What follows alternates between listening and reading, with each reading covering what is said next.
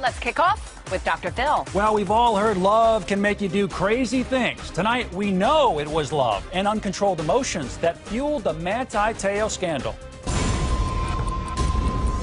Were you in love with him? I mean, yeah. He says he was very much in love with Manti. And I said, "Are you gay?" He said, "Well, you know, based on what I've said, I would have to say yes." And in the same sentence, he said, "You know, what I would say is I'm confused." I grew feelings, I grew emotions that I sooner or later I couldn't control anymore. New revelations from Dr. Phil. Renaya, not ready to admit he's gay or not, but clear that he often tried to end the 2-year hoax he had been playing on Manti Te'o. I tried this lie and this lie and this lie, but nothing would work. Manti, in your opinion, from your investigative work here, is a straight male that is purely a victim of this hoax. I think he was a victim in this. Naive, clearly. Perpetrator, not even close. I'll talk to you tomorrow. I love you so much, guys. Phone records reveal Te'o had more than 100 hour-long conversations with his fake girlfriend, Lene Kukua. Renaya said it is him on the telephone. It is him in the voicemails. I'm very skeptical of that. Did he talk in the female voice that's on those voicemails? He has. He did that in front of you? Both on camera and off. Did he sound like a woman to you? He can sound like a woman. And I guess almost anyone can sound like a woman for a short period of time, but could you sustain it across months? My heart had pretty much invested not just time, but all of my energy went into this.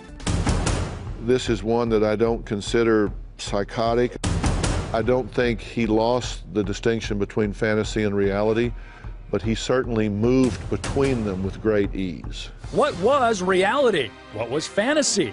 Who would put on a hoax like this? When I sat down with Dr. Phil, I wanted to know, what was Tuiasosopo thinking? I think the biggest surprise comes from his motives